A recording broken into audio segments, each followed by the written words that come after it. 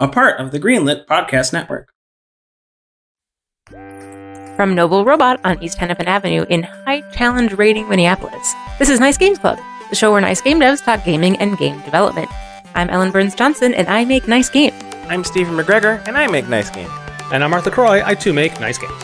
In this episode, we talked with Katrina Ostrander and John Kiehne to discuss how dungeon masters think about game design.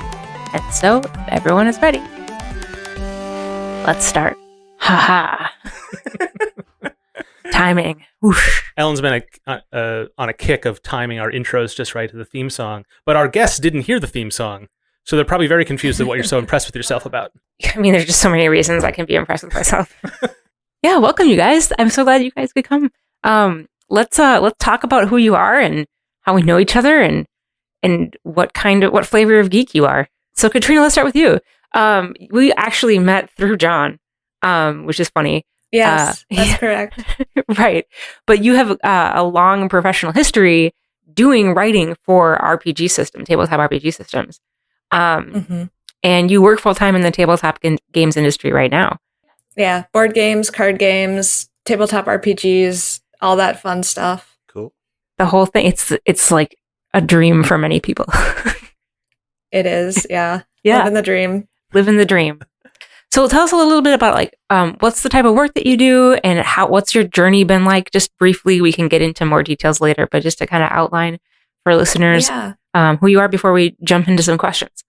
Sure. So I actually got my start in role-playing games. I pretty much dove into dungeon mastering right away. And it was my interest in different systems. And at that time, there was Warhammer Fantasy 3rd Edition with the funky dice that a lot of people remember. And based off of my experience with that and some of the moonlighting I did in my English department, I actually got a full-time job with Fantasy Flight Games as an associate RPG producer working on the Star Wars role-playing game line. And so in that role, I pretty much took all of my monster crafting and scenario design knowledge that I had been developing as a dungeon master. And now I got to apply it in kind of an editorial role, helping express that through game mechanics, express Star Wars through these different game mechanics, and specifically working with freelance writers to help them convey the world and create these books that game masters and players themselves can use to help bring those worlds to life. So after working on role-playing games specifically, I actually started taking a detour into fiction editing. And so I worked on the Arkham Horror novellas from Fantasy Flight Games. I worked on the Legend of the Five Rings novellas from Fantasy Flight Games with a bunch of different amazing, talented authors. And in my current role as creative director of story and setting at Fantasy Flight, I actually oversee all of our internal IPs, whether those are being expressed through card games, through board games, or through the role-playing games, which are being developed by Edge Studio. So I still get to work on role-playing games, or at least read them on a daily basis practically, which is definitely a dream come true. Mm-hmm. And then in my spare time, I've been getting a lot more into 5th edition Dungeons and Dragons. I've been playing it since it came out, but now I'm really kind of diving in. I've been really appreciating all the new source books that have been coming out. So I'm just thrilled to be here. I love talking dungeon mastering. I write about being a dungeon master, a game master, write about different systems at my blog, and it used to be for Geek and Sundry. So this is going to be a great chat. I'm really looking forward to it. Whoa. I feel like I've been hyping this chat for a long time because whenever we mention D&D on the podcast, just casually, we'll talk about it, how the mechanics might relate to something else, and or just the aesthetics, the feelings that you're trying to capture as you're building a story together. It comes up frequently, but this is the first time we've really, I think, dove into it. Yeah, it's always adjacent to our discussions, and we never really been to sink our teeth in. And I know, speaking for myself, and probably for you, Stephen, we're not as familiar as you are with tabletop RPGs. And so I'm excited about this because I feel like there's a lot for me to just listen to and learn. Well, also, one of the things that comes up frequently when we mention Dungeons and Dragons on this show is my dungeon master, John. So, John, you and I, we met because we were working at the same place, but we really started developing our friendship when we started playing Alternity together. We had a couple friends who had developed a Mass Effect flavor of Alternity, which is a science fiction based RPG system, and we were playing that together, and eventually we weren't playing that anymore, but instead we were playing Dungeons and Dragons together. So that goes way back. I think we've been playing together for like, is it 6 years, 5 years? I think it was 6 years. Wow. 6 years in a weekly session. Yeah. With a couple gaps. We've been on hiatus for a while because our bard had twins in real life and other reasons as well for scheduling. But yeah, I think that's about right. Yeah. I've been kind of their, I don't want to say imprisoned, pressed into service. Designated? It's a very loyal group, very good group. I'm very fortunate. Yeah, if they're going 6 years long, that's like almost a record practically for game sessions, it seems like. Yeah, it's nuts. It's nuts. I mean, the last D&D group I was part of, I would say, has been going for 6 years, only because we last played 6 years ago, and no one is ready to admit it's over. Yeah.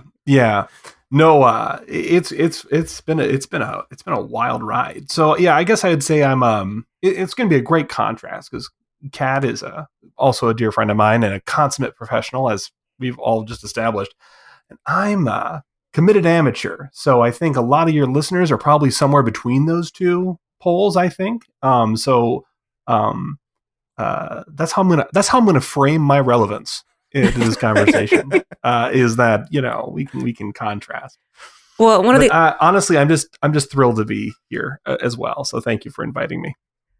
Well, our pleasure to have you. And one of the other things I want to just mention too, because I think it's gonna come in a little bit, is that we have been playing in most of the time that we've been playing D&D together. We've been playing it in a setting that you created. Yeah, kinda. And the kinda there, and we can touch on it very briefly because there's nothing more miserable than listening to somebody talk about their self-indulgent homebrew thing that no one has any attachment to. But from a high level, and the purposes for our discussion, maybe it might be relevant. It's a collaborative homebrew setting that my goal on the outset was I wanted minimal front-end investment of my time because I was very busy and still am.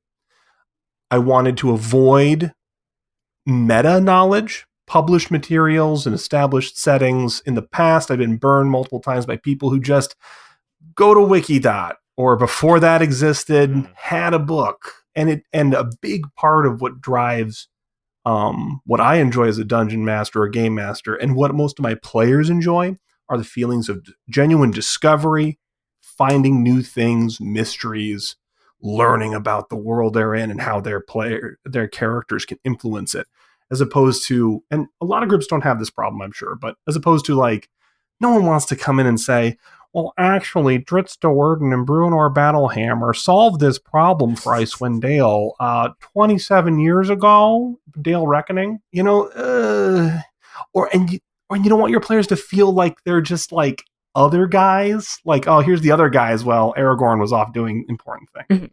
So I solved that problem by just collaboratively getting ownership with my players, and we essentially build that canonicity. I only try to stay like, so many feet ahead of them. Yeah, well, let's definitely touch on that again once we get into some of the meat of it. So what we've done today, and I think that the way that we'll kind of facilitate this discussion is we're going to kind of run it like a panel. We've got a bunch of questions that we've prepared and sent to you ahead of time, some of which are more analytical and about the practice of game design for RPGs and for scenario design as well. And then some of them are like storytelling questions. So remember when things totally went well, or maybe when things totally didn't. So we'll ask you those questions, and we'll give you both ample time to respond and give us your thoughts on that, and to also dialogue with each other. So that's how we expect to have this session run. And we can cut that whole spiel if we want to. Okay. No, I like it when you say we, but really you are the one who planned and executed the outline for this episode. Mm-hmm. And listeners need to know, so we don't get any credit for that. Yeah, it's very well detailed. You will also say words that will be on the recording, however. Well, we'll see about that. Okay. All right. So this is we do lots of different conversations about game design on Nice Games Club, and lots of different like avenues into developing games. I think we've done a lot more video game design, but we've also done a little bit more tabletop game design over the last year. Mm-hmm. The reason I wanted to talk about tabletop RPGs and designing both the systems and as well as the sessions is because mainly I wanted to have you guys on the show and talk to you. But also, to me, RPG systems are, I don't know, they're just even trickier because there's this overarching system you have to design, and then there's the session by session design that goes into it, right? Because it's not just you're not just turning loose a set of rules and asking people to abide by them. You are also asking them to contribute to the content of the game live and collaboratively. And that to me is a really interesting design challenge. So we've got the RPG system as designed before the session, and then there's the dynamic way that it plays out during the session and whatever design you have and planning you have prior to that. And so I wanted to talk to you guys about how you navigate those different aspects and what processes you've developed and what advice you have. Just kind of explore your thoughts and experiences from both of those angles going forward. So with that prelude, first question for you. Are you guys familiar with the MDA framework at all? It's mechanics, dynamics, aesthetics. Nope. Cool. I'm familiar with the Wikipedia article I read. Yes. Yeah, same. I did some homework for this podcast. I definitely looked this up because this is not the theory or framework that I'm used to in role-playing games. Yeah, well, and I don't, we're not going to do a master class on MDA framework. It's mostly just something I wanted to bring up because I find it a useful framework to talk about using, during discussions of this kind of casual nature. So really quickly, mechanics, dynamics, aesthetics is just a way of breaking down a game system into 3 different parts. You've got the mechanics, which are the rules. You've got the dynamics, which are like the evolving state of the game during play. And then the aesthetics are like the elements that are relating to the emotional experience of the player. Did I miss anything? No, that's it. I think you got all 3. Yeah. Sweet. Okay. And it's called MDA because it's the first letter of each of those words. Yes. For listeners, we'll link to the white paper in the show notes. We've linked to it before, but it's worth reading if you haven't. And if you have, it's worth rereading. It's so good. Anyway, so I wanted to just think about what elements of RPG systems that you're familiar with would you categorize into those 3 parts of the framework? Just thinking about like the rules, the mechanics, the dynamics, meaning the evolving pieces, and then the aesthetics being the emotional experience of a player as they're going through the game. Yeah, I thinking about like breaking down RPGs in this way, starting with the mechanics, the thing that I think about first when I think about like RPG mechanics is people will typically categorize them as like crunchy or light rules. And so crunchy will be like, there's a lot to dig into. There's a lot of like levers and mechanisms, like very complex systems that are trying to emulate something, versus light, where it's kind of like guidelines or something to like jumpstart the story if the conversation between like the players and GMs is stalling out.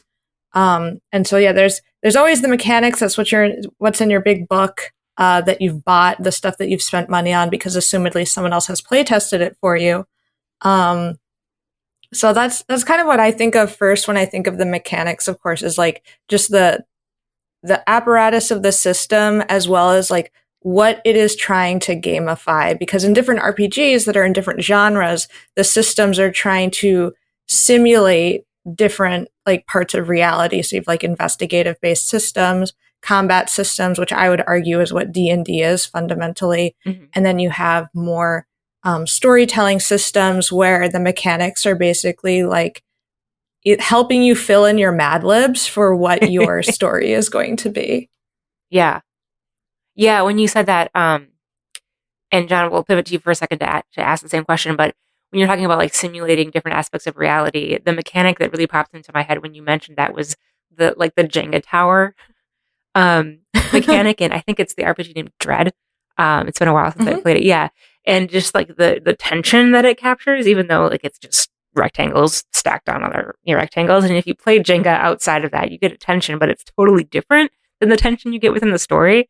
That's just, I don't know. To me, that was like that mechanic really just resonated with what you said about trying to capture a different aspect of reality.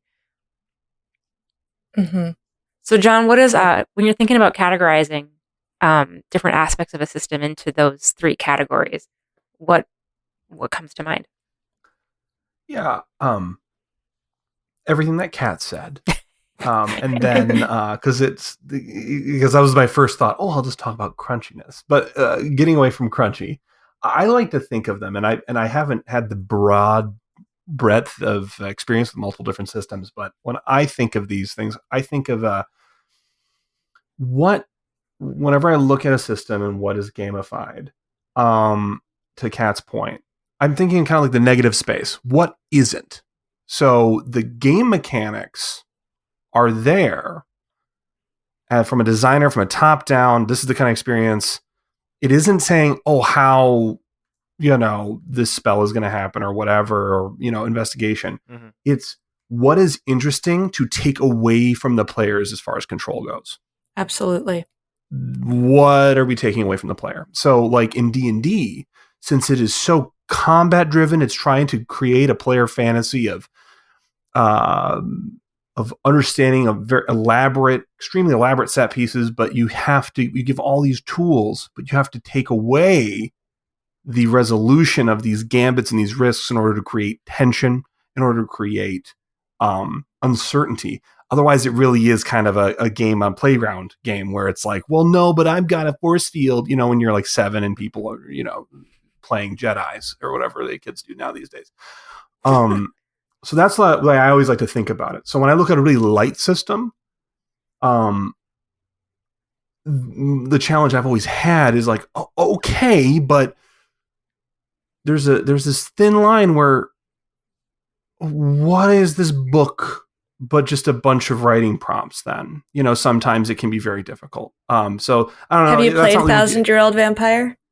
Because that is a book of writing prompts. That is a game. So Kat knows what I'm talking about. Where you go through, it's like, okay, I don't need this thing, but maybe other folks would, and that's the value of it because it's like, oh, it's a bunch of writing prompts that are collated by style or something. But because they're so thin, whereas D&D, the part of D&D that just says, screw it, is basically all the social encounters, all of the non-combat that. They're very comfortable with just saying, yo, dog, here's a couple writing prompts. We'll put them in the player's handbook. And the DM will give you like 5 paragraphs.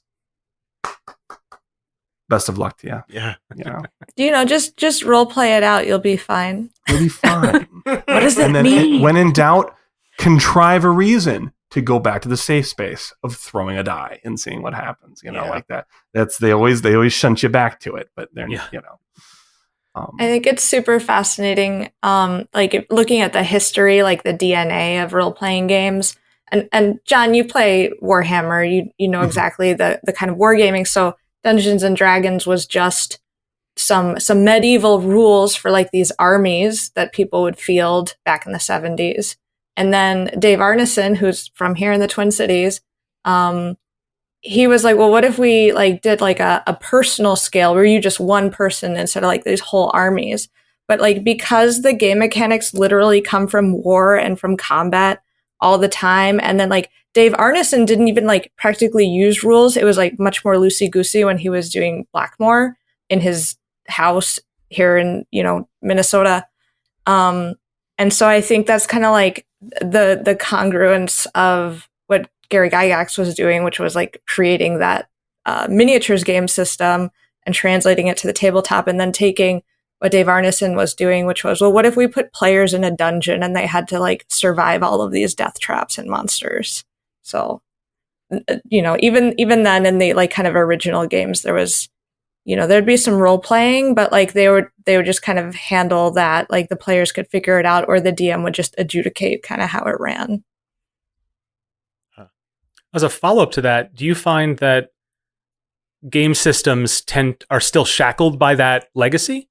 Because a lot of times I hear about systems that are this is a really interesting way to do the narrative component, but do players player expectation and game master expectations always fall back on the wargaming roots of these systems, or is it just people like that? That's continually what they like. I think it depends on the player, and it depends on when they started role-playing. And so I think you have a lot of folks that come to role-playing games that enjoy the challenge and enjoy to go into the aesthetics of it. do I get the rush of winning or defeating like the enemy, the encounter that we're going up against? Or are they kind of more interested in like, well, what would it be like if I was, an adventurer and I was an elf and I lived for thousands of years, hundreds of years, and I wanted to start a traveling rock band. And then you just, and you play Dungeons and Dragons because that's what all your friends are playing. And that's the easiest system to learn how to play. And it has the most resources available to you. But I'll bet that there is an indie role-playing game about playing adventurers in a traveling rock band in a fantasy setting. So like that's the gamut, that's the spectrum for you. If there isn't one, you should make it. And that's just the general you, not necessarily you specifically. Katrina, please make that.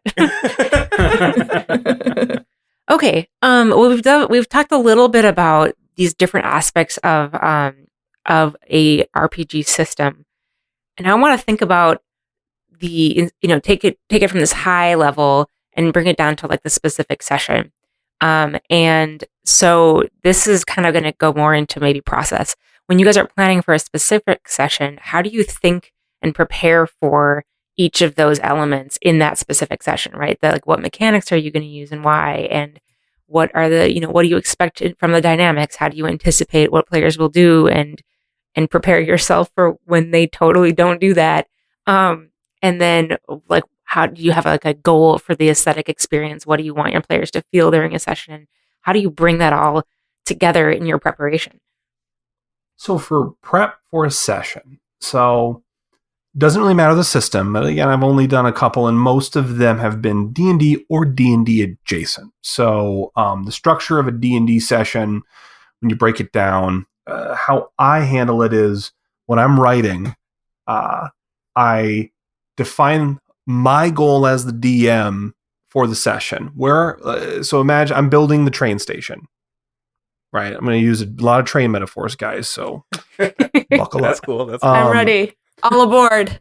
So all aboard. Choo choo. So I build the train station, which could be anything. So for example, I'll just say, I want the party, to get to the spooky ruin where the next leg of this adventure, next session, will probably continue from. Then that's it. It'll be like a bullet. I will write one sentence. This is where we're going, because everything else I write after that needs to somehow serve that goal without railroading anybody. The second thing I'll do is I'll create a hook or some other kind of device at the very beginning of the session. Think like an anime series or some kind of serial where at the beginning they do a little recap. And something to get the momentum immediately. Sometimes it's literally as simple as, okay, guys, last time you were all doing X, Y, and Z, and then you were thinking about doing this other thing. If it's the first session, I've learned from years of DMing, you don't have to be very complicated. Having a mysterious stranger burst into an inn is perfectly fine. You can be as trite as you want to be. It's okay. And then I will plan out generally 2 obstacles. So that could be things that are going to impede the players from getting to this objective that has been foreshadowed or hooked or whatever. And those obstacles can be a conversation encounter if it's appropriate, puzzle, some kind of thing. It's a set piece. These set pieces I will develop a little more, maybe 6 bullets. If it's a combat encounter set piece, that's a whole separate conversation for D&D specifically. But try to make that interesting. Make sure every player has something to contribute. Because as a DM, you know what all your players' characters can do and things that characters care about. So I was trying to make sure that I have one bespoke thing for each that they could contribute. If they add more because they're clever, sweet. And then these obstacles, the reason why I put them they can go in any order because my players don't have a script. They're writing the script as we go. They don't know that because they went left or they went to the port or this other city or went off into a swamp for God knows what reason I didn't foreshadow. I can just slide one of those obstacles in front of them and they're none the wiser. And they'll feel like, oh man, no matter where we go, something cool is going to happen.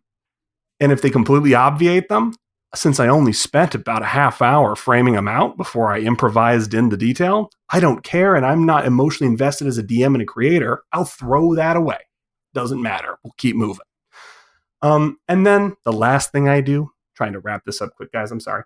The last thing I'll do is I'll create what I call the cast list. This is for continuity. So you might notice I'm very improvisational. I'm kind of hinting at that. I'm very collaborative. I expect the players to bring a lot to the table and drive a lot of action. But what I don't expect everybody, including myself, to do is to just remember MacGuffins, concepts, characters, interesting NPCs. I'll write, I call them my little grab bag or like a shoebox full of notes, and I'll just have dwarf with a scar or something, and I'll or this guy talks weird, and they'll have two pieces, and I'll hook them together, and I'll flow them into the setting, the session. And if the players resonate and is interesting and fun things happen with that NPC or that object, it gets promoted after the session in the background to, oh, this is a recurring guy now.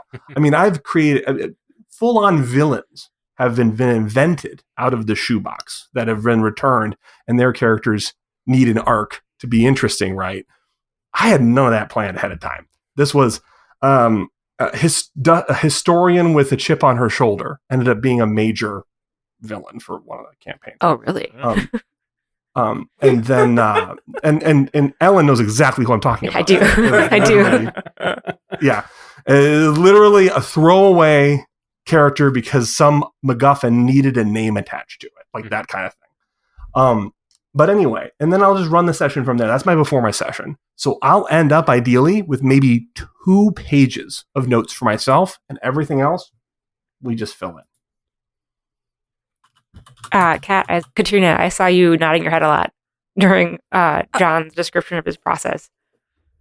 I think we share a lot of similarities in terms of like the preparation, and like the thing that really stood out to me was like thinking about obstacles and like kind of building out from there. My process, I think I'm getting a little bit more loosey-goosey in terms of like I'm setting up some, like I'm trying to figure out based off of the scenario that I'm writing or the adventure, the campaign that I'm preparing for. I'm thinking about what are the PCs trying to do, like specifically what quest or what charge or what is like the prime motivation for the player characters. The one that I'm working on right now is they want to get rich. They want to become like, a really big like mercenary company or something like that. And so now I'm thinking about, okay, so they're going to like, these are the rewards. This is the payoff that I can give them if, they're pursuing the motives that I'm expecting them to have. And a big part of this is like either being really upfront with the players as the GM to be like, hey, I think it would be fun if we did a campaign with this premise for what your motivation is. But in other systems, there's actually mechanics for players to choose what their motivations are, what their objectives. Sometimes they're like kind of negative, like what are their obligations? And so you can use those and pretty much see like who has like something horrible in their backstory that you can bring forward. And that'll kind of like provide the initial like seed for a scenario or a session in your adventure. The other thing, and this is what I've been focusing much more on because I'm working on something more sandboxy right now. So less scripted, it's less like writing a novel, and it's more just like, this is the world and I'm going to populate it with people and places. And what I'm really trying to, figure out is, well, what are the bad guys trying to do? Like, who are they? What do they want? So this is the motives, but from like the dark side, like the flip side. And then specifically, what I need to do is how do what the good guys want and the bad guys want, how does that come into conflict? Boom. Those are my sessions. And you can design dungeons that way by thinking about who made this dungeon? Why did they make this dungeon? What is it for? What is its function? And based off of that, you'll come up with the challenges for how the PCs will interact with it based off of the PCs want to find the person entombed in this dungeon, or they want to recover the MacGuffin treasure sword out of the dragon's hoard. And so when you find the things that come into conflict, those are the obstacles and the encounters that you're going to, figure out. Is it a social obstacle rather? Is it a exploration obstacle where they literally have to find where they're going, and then you get to use your wilderness rules out of the book? Or is it, your combat obstacles, and now you have to think about, okay, well, what kind of tactics? Like, even at the combat scale, you can think, well, what do these monsters want and why? And you can have a much more interesting and flavorful scenario, because most of the time they shouldn't be fighting to the death, because a lot of living creatures have a self-preservation instinct. But it's so easy to be like, oh, well, everything fights to the death always, all the time. And so you actually end up with very samey combats. But that is a different tangent. I'm not going to go on that tangent today, but it's something I've been thinking about a lot recently. This is really fascinating to hear, like that process that goes into designing this, because I'm hearing a lot of similarities between this and like video games. But this, like, the core difference is that the players determine how the story goes, and like from a video game developer's perspective, I'm freaking out because we just literally cannot do that. And we're like, I feel like I'm so focused on directing the player in a particular way, that like giving players that kind of freedom, because we, like, in video games, we're just limited. They can imagine some things in their head, but we are programming all the things in the game, so we literally have to put anything that they're deciding to do. But like in an RPG, you can do whatever you want.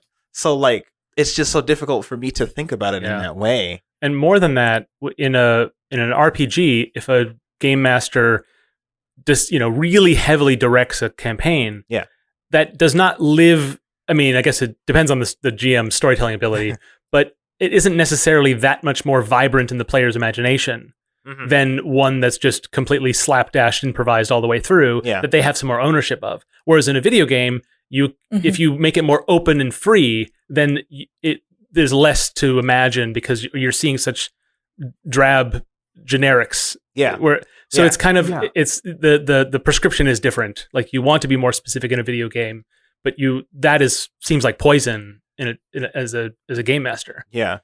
But like, GMs can't help it, right? They want to have things they want to do, right?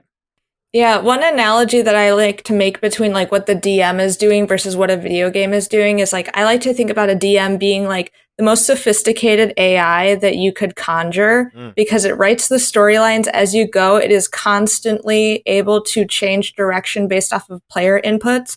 And Stephen, what you were saying is, like, you have to anticipate, or you have to create what the player inputs are, and then you have to be able to have the system react to those in a prescriptive way. And if you want them to be able to enter a cave, now you have to design like a cave and figure out how you're going to represent that visually, and everything else. So like, I think about like, man, when are we going to get to the point where like we can have Westworld as like a video game where it's just like every single NPC is doing their own scripted storyline, and then whatever you're doing, you'll like encounter them. And so like, if you ignore the bandits, like now they're like this horrifying like warlord like clan that's coming to like take everything over. And like in an RPG, you can do that, but in a video game, you're constrained mostly by your budget and how much writing you're going to inflict on your writers. Inflict. That's a good description. One thing that got me thinking about, and it was one of the questions that Ellen had given ahead of time, like how you can maybe ideas for games, and as somebody who plays a lot of video games, but much like I don't have professional tabletop role-playing writing experience, I have no professional video game design experience, so you can take this with a bit of salt. But I would say I've seen things that as a game master, I go, oh, neat. And in a video game context, and it's not what you would expect at first blush. Something like Breath of the Wild, to use a touch-tone AAA big example of this, because those are fairly rare. You have a rule set, you have a premise, and they plop you in. The designers of Breath of the Wild, Legend of Zelda Breath of the Wild, are immensely unconcerned, recklessly so, that you as the player will just miss 80% of the game. Yeah. They don't care. They give you all the tools, and they do very deliberate things that a lot of open world and other kind of freeform sandbox games do. Things like no matter where you look, you have some point object of interest on the horizon that's usually higher, and then you'll go to it. All this kind of game design-y kind of stuff that we don't need to go into. But that kind of signposting and direction is a lot when I'm doing my more, and Kat expanded on what she's exploring more now, that naturalistic or whatever game design where I'm going to create this world, premise, problems, and then have those things as they naturally are just moving. The game isn't really about you. Yeah. And even like Breath of the Wild, where you're explicitly the chosen one who's going to save Hyrule, you're not in any particular hurry. Mm-hmm. And you can kind of do whatever the hell you want without consequences with a big open-ended toolbox. Everything's physicsy and whatever, right? So it is constrained. The developers had all those limitations that video game developers have that game masters don't.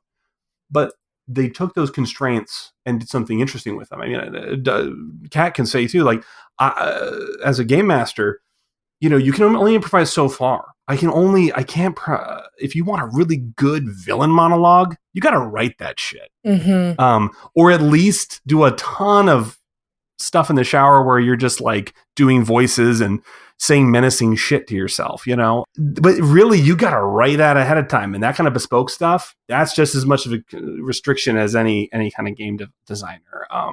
I would say it's just that I don't have dev time. I can just write it. Right.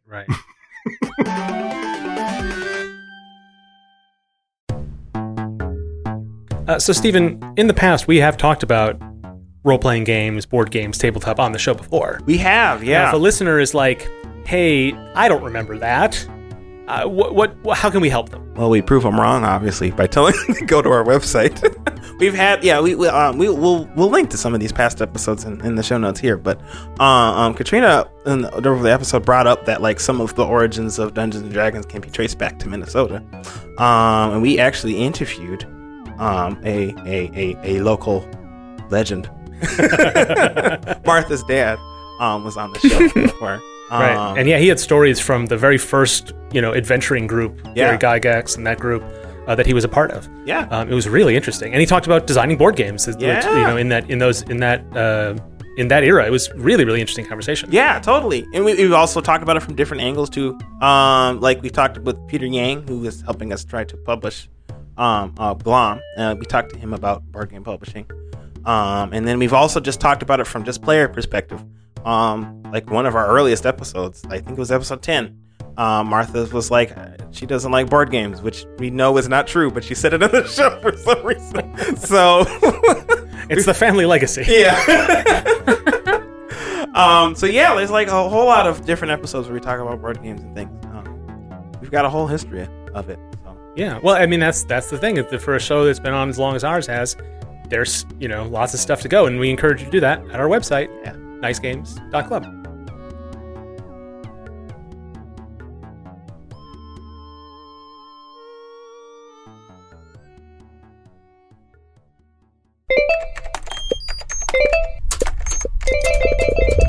Does everyone need customer support today? We've got you.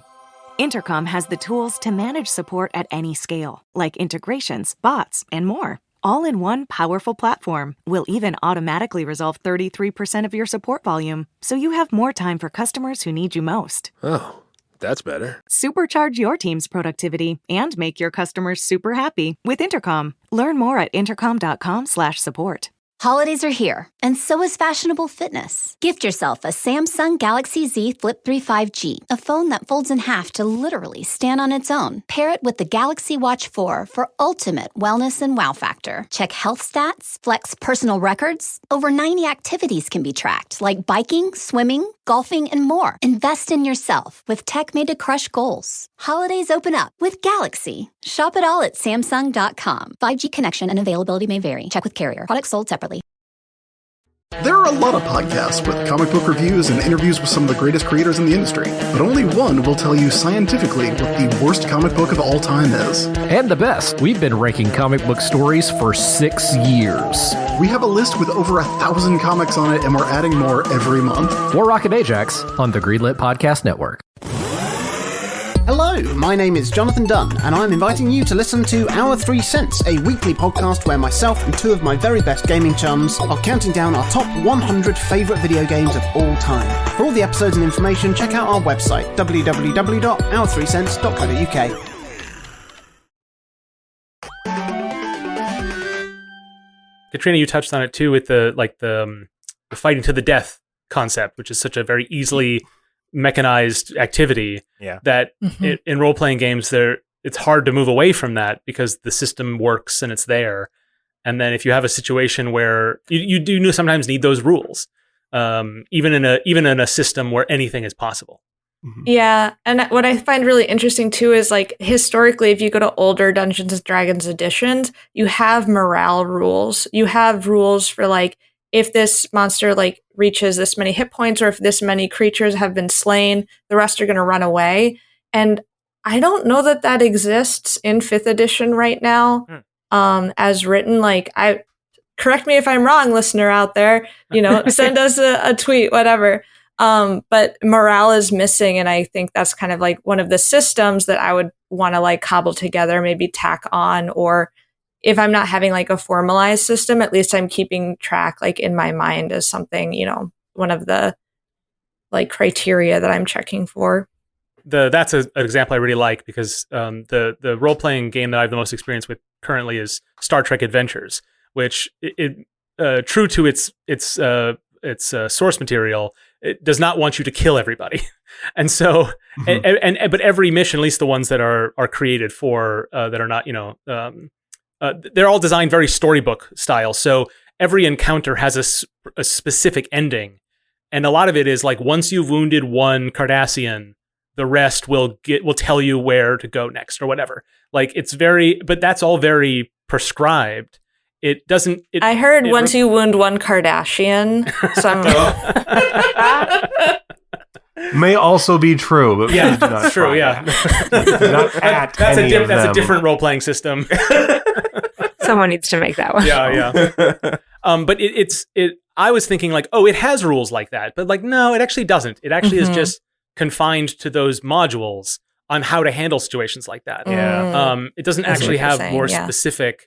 It just encourages, and when you write your own missions, it encourages you to also end encounters that way with a threshold, rather than just everybody down on the ground.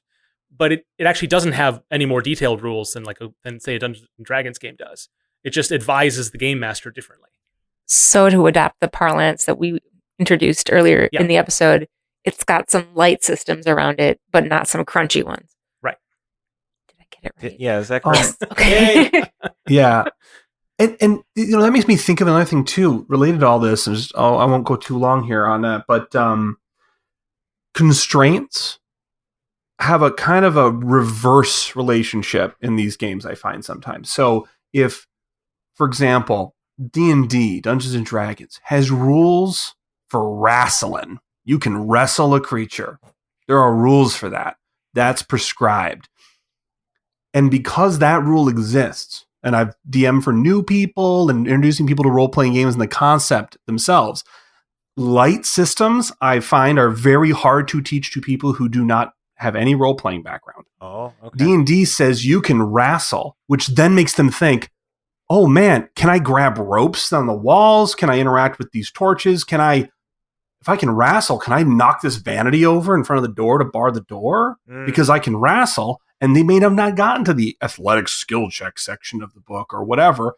They just had an idea of, I want to grab this goblin and shake him down for lunch money or whatever it is they're doing. Hopefully more pro-social than that. But those constraints drive new ideas like, oh, well, they say I can't use this minor illusion to make noise and visual. But I can do any visual, so those things put ideas into people's heads that they wouldn't have otherwise had. If you just said you could do anything, that's not helpful because humans don't do anything. We do one thing at a time usually. Yeah. I really like that because like there's that spell in D&D. I've played D&D like 2 times. There's a spell in D&D that I love because it's fun to say too. Prestidigitation. You just do like random magic tricks or whatever. That's like my favorite spell because I feel like you can be so creative with it. Because you can kind of just do anything. It just has to be really small. And I try to use that to like win combat encounters and stuff. It's pretty great. I like flavoring food with it. Yeah. Like, this tastes like chicken. That tastes like chicken. This tastes like chicken, and that tastes like chicken. Yeah, I'm always like, what tricks do I have in my bag? Even though I have a really powerful sword and that monster has 4 hit points. Yeah. How can I clever my way out of this encounter? Yeah. That's the kind of player I am. And same here. Dungeon Masters don't love that all the time. That really like kind of gets back to one of the things that like John was talking about, and one of the things I touched on as well, where it's like thinking about what your characters are about and like what they want to do and what they're good at doing. Yeah. And so like don't design a story where the rogue never gets to like deal with traps if they built their entire character around dealing with traps. Right. And if you have something in their backstory, if they have an NPC that they've named or like a family or something, like I love John's like shoebox idea of like, you know, these are all the characters and maybe I'll like bring one up this session and things like that. So it's like building upon the story elements that you already have. And like, that's honestly how you do advanced techniques. Like foreshadowing is going to be like all about like repetition and then having like a payoff of things that you've seeded in before and like trying to telegraph basically the upcoming things. Once players figure them out, if players figure them out, a lot of them have like that really satisfying, oh, that's what that key is for. That's what that riddle means. Or like, this is how we're supposed to do this thing. And yeah, like repetition is half of it, I think. It's also how you can do bad things to players in game, like their characters, and they're down for it. Like if you get them invested by using bits from their own character and their backstory, you give them like I think this is an actual term, so I'm not coining it, but I can't remember who it is. A moments of mastery. You give them a thing where they nail it, they're useful, and then you foreshadow, and this is true of video games too, by the way. I feel like it's really it feels really lame when it's like, all right, go fight the big monster and I have no relation to it. I don't know why I'm doing this, and it just shows up and I beat it, and a big number flies on the screen and victory, and I'm like, I don't give a dang about any of this. But for like, I mean, I've done horrible cosmic horror level nonsense to like player characters, but they didn't know what was going to happen to them. But they knew it could because I foreshadowed it. Now I've talked to so many game masters and read so many horror stories on Reddit and other forums of how games fly off the handle and they can't ever raise the stakes and they can't ever make anything dangerous or stressful because people will think that, oh, well, the DM's just gotchaing me. He's out after my character. You can get players to go, damn straight, my dwarf just got maimed and I lost an eye. That's metal as hell, and I'm here for it, even though it's got penalties and it's bad because they did something. We earned it. You know? Yeah, it comes down to like the agency and the level of choice that you give them. Like, yeah, of course, if like you have, you know, your like, I'm gonna say like your magic law enforcement, you know, your Templars like barge in and like want to do something and like arrest all the PCs. If they've never done anything to like earn that response from the world, yeah, they're gonna feel like pretty gotcha. Or like, you know, the classic start of you wake up in a prison and you're like, but why? And so, but it's totally different if the PCs continually commit crimes. And every time they commit crimes, you tell them like, you're leaving evidence behind, or there were witnesses, or like you stole from someone who like doesn't like that, or like you killed these guards. You killed them in cold blood. Yeah. And then when you have the repercussions of their own actions, even though it's like a negative thing falling down on their heads, they caused it, you've warned them. And like they should have buy-in by that time, because it's like John has a really great story about this that he was telling me about, like pretty much exactly this scenario. And players will get a kick out of it because they brought it down on their own heads, which was fun, I guess. That's actually a good segue, because one of the things I wanted to talk about during our time together today were some stories. So this doesn't have to be that specific story that Katrina, you were just referencing, but I do want to hear about from each of you a time where a session just went like super well, where it all lined up. Maybe give us a quick summary of what happened, and then also talk about like, what it felt like for you and what learning about, design and being a dungeon master you were able to carry forward from that experience. I can think about it. Like, honestly, I had this question. I know you gave it to me ahead of time. I understood the assignment, but like my memory is not what it used to be. I hear you. I know that I've had a great time. So I think, honestly, it really does come down to like the agency and players. Like, one thing that I go back to, I run a lot of convention games. So like I'm sitting down at a table with strangers. Yeah. We're going to play a game together. And usually this is because I don't know anyone in my personal friend group who wants to play super random indie game about being an elf adventuring rock band or something like that. You know what I mean? Right. And so, but the thing that I like to do when I run con games is I like to give them chances to customize or even build their characters right as they sit down at the table. And that immediately like helps them like step into the shoes of the character that they're role playing as and like feel bought into like the kind of play that they get to do, like whether they're going to be like a very social character or a very like tricksy character or a very like, I'm going to carry a flamethrower and burn down everything alive. And so the magic happens in my mind when the player gets to explore the concept and explore the mechanics that they are most interested in, and when the GM can cater to that. And so, like, this is why, if anyone hasn't read it or is interested in learning more, Robin's Laws of Good Game Mastering, I think is what it is. It talks about the idea of player types. And the premise is, like, you have players that really enjoy combat and like mastery, and you have players that really enjoy like the thrill of what happens next. And so if you can understand what players want and then give that to them, like that's how you get the magic to happen. And so the trickiest part of role-playing games, in my opinion, is finding a group that is all on board for the same kind of stuff, or like that has very similar tastes.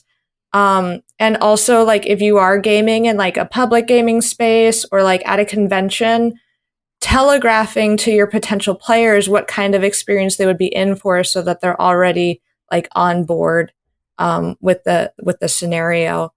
So you can get like really great emotional payoff if people really want to tell stories about like their character's emotional growth and like reconciling with like old enemies and things like that, or like having the tactical payoff of like, man, I just expended my last spell slot and like we finally like slew the dragon at this last moment. And choosing which system you're going to play has a lot to do with that.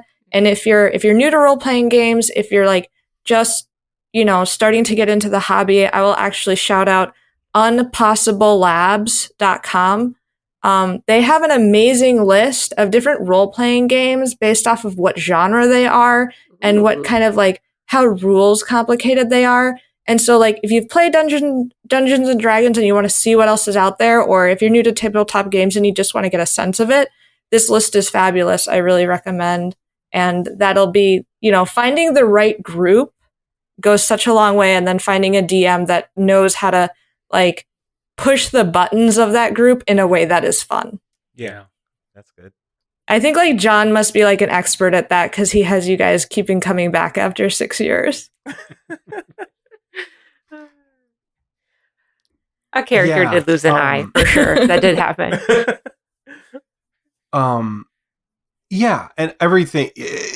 I can kind of provide a little bit here, but as also a segue, because I think my style as DM that's developed over the years, very improvisational, collaborative. It asks a lot of my players. I ease them in, if it's a newer group or a group that I've known for a long time, because I have DM'd some one shots and I'm much worse at it.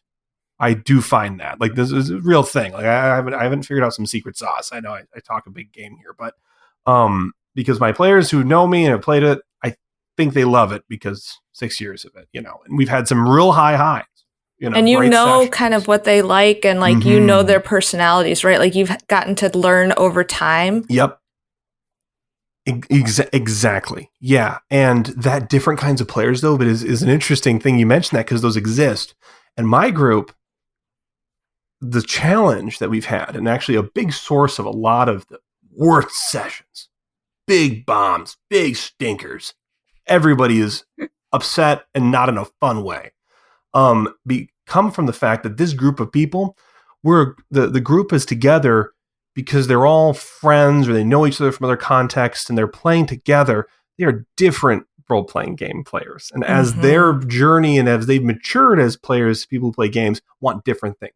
We got players that are very mechanically driven. Like if there's a combat situation, oh boy, they've got that rule book. They want that. They want it crunchy, but they also paradoxically want it really fast. And they have a very, very hard to please that particular, kind of subset of my play group. Because if it's not fast and tight and interesting, kind of lose them. But if there isn't enough combat, then they don't feel like they have any investment in the rest of their character sheet. Other people in the group, they're kind of just down to clown. Whatever is up, they're golden for it. And that's great. But the problem there is because I, as a DM, am not hardly ever thinking about them because it's not a problem. I don't have to ever consider it. They might go 10 sessions and I'm like, oh, wait, I haven't circled back to this, our hamster paladin's plot arc in 2 months. There was a hamster paladin also. Yeah. In 2 months, right? So then you can have these kind of, some will say that these are good problems to have. You have a regular play group, but the bad sessions are when, if I've failed to adequately get every player invested in the action on the table, the way that the collaborative situation works with collaborative storytelling, as soon as someone falls off Mr. Kiehne's wild ride, they can't catch up to the train. It's so hard. And you can't see it right now, but I'm nodding vigorously in agreement. You can't get them back on the train because maybe that train, the destination that everybody seemed to be going for, is a series of grueling death march combat encounters with a ticking clock plot device. No rests, it's like 4 sessions back to back of I want these people. They're being chased out of a city that's infested with demons, and everybody but one person is super down.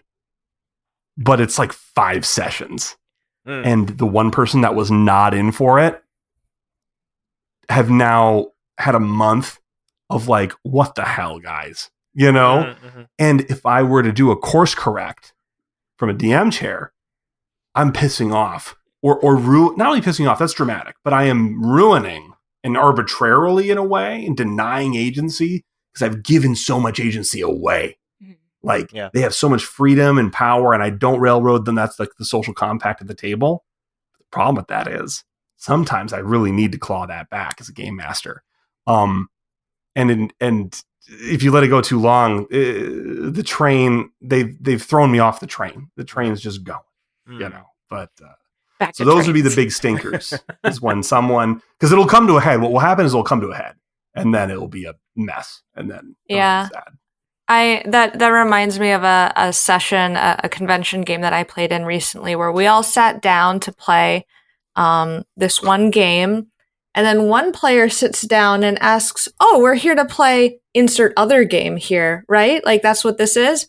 And we're all looking and we're like, oh no, they misread the session title.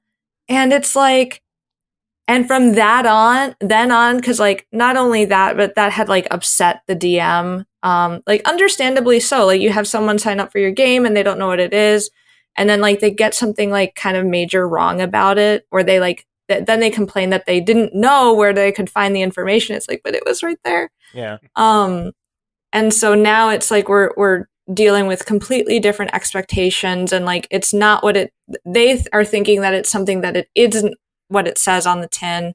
And the other thing, and this mostly goes for groups where you're not playing with all of your friends, but the DM will make or break the scenario. You can have the same pre-written module, and if you have a DM that is fun, excited to be here, energetic, polite, respectful, and inclusive of everyone at the table, that is going to be such a profoundly different experience than the GM who is visibly showing their disdain for another player at the table. Like, just leave. Like, you can spend your time better elsewhere. But it's similar where it's, the pick as a GM, if you're the one who's creating the content, or if you're the one who is curating what published content you're going to use, like if you're going to use a pre-written adventure, you have to really parse and like use that sense that you develop for your group. Like John was saying, like getting to know your players in order to tweak those scenarios, tweak those adventures in order to appeal to everyone. So you're not like pulling along someone who just really is not there for that kind of fun for multiple weeks over and over. So yeah, it's more than video games, but also similarly to video games, telegraphing what this game is about and what kind of fun you're going to have if you participate is a huge part. And I think that I think of how people respond to media or when they review media, like movies, video games, board games. The thing that will, I think, tank the reviews faster than anything else is when they expected A and they were delivered B. Mm-hmm. Yeah. And so you have to be careful of that, I think. That brings a question to me because, you were talking about how, like, if you're going through a session over and over, and like there's a player that is, not feeling the session, how do you get? Do you just ask how did this session go? Like, how do you get feedback about like each individual session? You just ask? Yeah. Okay. It's like being in a relationship where you have to use your words. Yeah. Okay, fair. But in fairness, Stephen, like it can be really intimidating. Like a lot of players feel super uncomfortable, like telling their DM what they want or what they like would really like to see or like what needs to change. Yeah. Because like the DM has like such a position of power, and like if the player, depending on what they're asking, they might be asked to like leave the group, But on the other hand, I've also played with players that like, even if you ask them, hey, how are you feeling about this session? Like, was it fun for you? Was there anything not fun? And like DMs, I really encourage you to like ask your players like what they thought and like get feedback on a regular basis and make that a norm at your table for them to give like, constructive feedback. But when you have a player that won't elucidate their needs and like isn't comfortable talking to the DM, but then it comes back to the DM like through the grapevine instead, that's just like it's the same as with any friendship. Like it's not working now. Like the communication channel isn't clear. Right. So that relationship is even more like that. I guess that communication is even more important than like a video game developer player relationship. Because I mean, we also have to ask for feedback. That's like Nice Games Club's mantras: get feedback. And it's a little bit, but I can kind of hear some similarities with what you're talking about. Like when you're asking as a developer, when you ask the player how they feel about the game, they'll oftentimes approach you as though the developer is a in a position of power because they determine the direction that the game is going in. But because the tabletop RPG goes, for multiple sessions or can go for multiple sessions, that is an ongoing relationship that you have to cultivate. Yeah, players don't always realize that they actually have the power to influence, or because I think people are used to game and gamer relationships. Yeah. And so it's harder for them to realize they can have a say. And also, it's kind of a bummer to be like the one person not having fun because you don't want to make a stink. Right. You know, I can imagine. I think one thing, and this is a beautiful segue into one of the questions of like advice for maybe tabletop role-playing game masters or would-be game masters or things like that. All this can sound, I think, I'm imagining a person who just wants to dip their toes into game mastering or dungeon mastering, TM, whatever, can sound very, very intimidating. All of this, right? This can sound like a lot. And it already sounds like a lot when you read the Dungeon Master's Guide for D&D. It already sounds like a lot. a big book. I think the first thing, and it took me so long to learn this from when I was 12 years old with questionably obtained 3rd edition D&D rule books strapped to my bike. It took me very long to learn this lesson as a game master, a dungeon master. You need to, as a dungeon master, before you even gather a group, before you even do anything, before you write a single bullet point or come up with a single MacGuffin, why do you want to game master this system? What are you going to be happy with at the end of every session? If the answer to that question, and there isn't an incorrect answer, but you do need to understand it, because that is going to save you so much misery. Because and I'll give a very specific example. My first adventure I ever wrote, I was 13, and I wrote it. See, I'm using that word very carefully. I wrote it like a Pulp Fiction short story.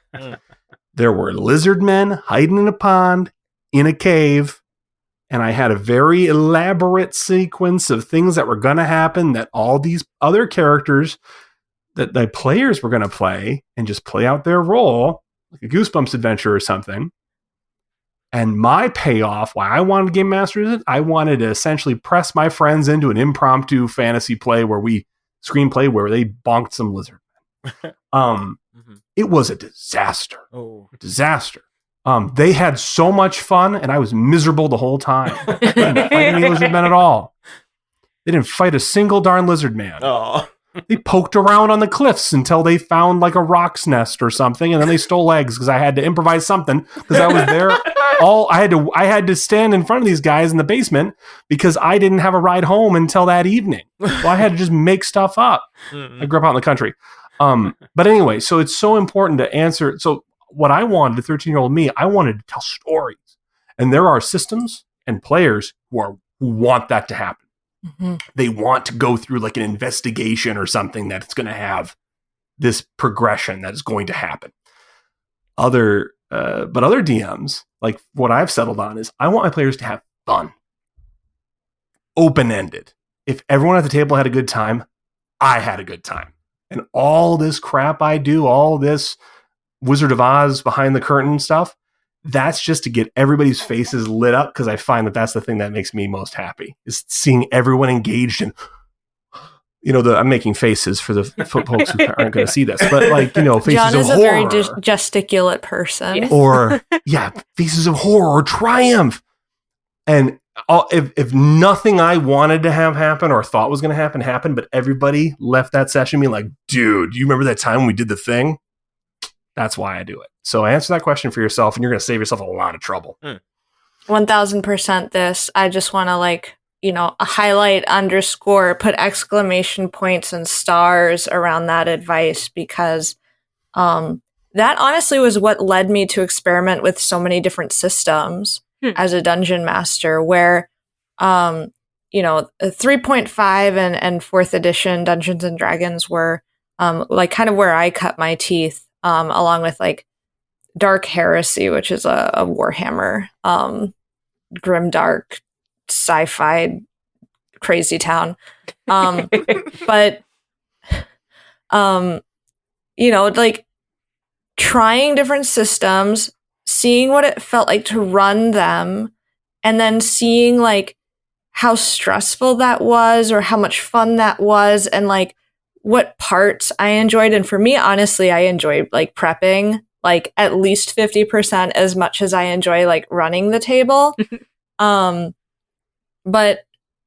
that also kind of led me to try like some of these like indie games that are powered by the apocalypse, and other like story games that are more like collaborative, and like there really is no GM. The game is just running itself with input from the players. By having a variety of experiences, I was able to figure out what systems I enjoyed running the most. And I think a lot of people kind of, I noticed that a lot of people will restrict themselves to just one. And part of that is because it can be difficult to learn multiple systems. Like not everyone like enjoys reading rule books for fun. And to that, I would say there are like starter set scenarios and modules. I've worked on a couple. They're aimed at giving you like a taste, and they're also like happily, a lot of them are lower price, or if they're like a quick start or a free RPG Day PDF, they're free. And so you can get a taste of the system, try running the scenario that, you know, that the publishers think is a good introduction to the system.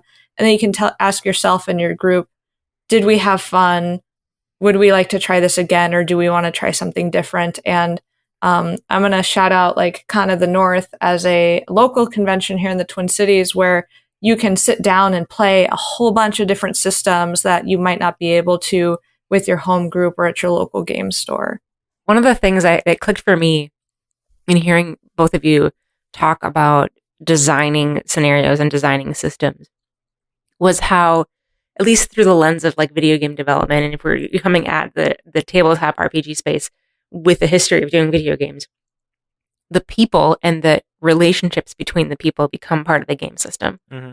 And I think that was something that clicked for me. Is like, you know, you think about all the different tools that you might use to put together a video game. You know, you're using like, you're creating art assets, you're creating music, you're creating the game system itself, the physics engine, you're creating extra things that Unity doesn't have built in. So you're building your own, you're building your own thing. And all those things have to work together and speak to each other in ways that facilitate your overall workflow so that the game can take shape. And the same thing's happening in a tabletop RPG with the players and with a game master, or with just the players if there's no game master. But the API between the different parts of your system is the relationships between the people, not between the characters, because that's part of the game, but like the relationships between the people, and the way that you are cultivating and nurturing those relationships is going to help the game system, you know, rise. It'll help the game take shape overall. I hadn't really thought of that before, but yeah, you can kind of boil it all down to inputs and outputs, regardless. Yeah. Right. Like just you can have improvisational systems in video games, and you could be constrained in tabletop by tabletop rules. They're obviously different, but they have a lot to teach each other, right? Yeah, and I think it's so interesting how important it is in both video games and tabletop RPGs, how important it is to understand player motivation, like what. And not just you as the dungeon master wants to do, but what you as what each individual player wants to do. I guess it's up to the GM to figure out what each player wants to get out of it, or you could just ask them, I guess, too. But like, feedback is important. But like understanding that and using that to shape the game it's like that kind of stuff is the exact same in both mediums. It's just the mediums are different, so you got to do it in different ways, approach it in different ways. But you use that same knowledge, you use that same information. Yeah, there are the similar structures around the information that's being conveyed. The patterns might look similar. Yeah, it's just like the shape or the exact nature of that data that's being transmitted. It looks different. Yes. Yeah. We have to have you on again, because I feel like we had so much more that we could have surfaced and could have talked about. But for tonight, before we wrap up, for our listeners who want to track you down, potentially to ask you questions on Twitter or offer corrections, where can folks find you online? So you can find me. I'm at Lindevi on Twitter. My professional portfolio is katrinaostrander.com. And so there's a contact form, and you can also just at me. Hopefully in a friendly way. Please, it's Nice Games Club. Yes. And if anybody wants to get a hold of me, they kind of can't. That's too bad. You must solve these riddles 3. I'm not sharing my dungeon master, you guys. I'm sorry. No. I don't know if I want to. I don't know if I want to put that evil on you guys. In case someone upset. Okay, so one last thing, Katrina, you mentioned as we were starting up today that you just published a book. Wow. Yeah. Tell us more quickly. Yeah. So my debut novella is out. It is set in a game world. It's set in The Legend of the Five Rings, and it's part of an omnibus collection published by Aconite Books. The title is The Great Clans of Rokugan, Volume 1. Should be available at all of your friendly local game stores, as well as anywhere where books are sold. It's ebook, Barnes & Noble, wherever you want to go. So that's very exciting. And then one thing that I wanted to shout out as well, based off of what we were talking about, one of the games that I recently worked on is called Descent Legends of the Dark. And I think that would be super fun for folks to check out because it is very much a role-playing game, but the game master is handled by an app. What? Oh. And so, yeah. And there was another game I played. Seeing how that interacts and seeing, I think astute listeners, people that are analyzing, can also think about why did the designers choose this, or what are the different systems that this enables to play, and how does this differ than role-playing games, and how is this inspired by role-playing games? But A, I think it's a great game and you should check it out. B, I think that there's a lot you can learn from it, from breaking it down and thinking about it. And I worked on it. I think it's great. Awesome. Thank you. Yeah, that's really cool. For sure. And I need to get my husband a Christmas present, so that might be that might be showing up in our house pretty soon. That's our show. Check out our website, nicegames.club, for show notes and links to resources on today's topics, as well as some of the products that Katrina just mentioned. We'd love to hear your thoughts on this episode and on our programming in general. You can go to nicegames.club/feedback and tell us what you think. You can also get in touch with us on Twitter at nicegamesclub, where Dale tweets about game dev resources and long overdue changes. Changes to what? Go look on Twitter. You'll find out. Or you can email us through contact@nicegames.club. Want to support the show? Yay! Thank you. There are so many ways. Give us a review on your favorite podcast app. Tell your friends about your favorite episodes. Join us on Discord by visiting nicegames.club/discord. And we are also on Patreon. As a patron of the show, you'll enjoy bonus content, extra jokes, and more. Sign up at patreon.com/nicegamesclub. So, until we start again, remember to play nice and make nice.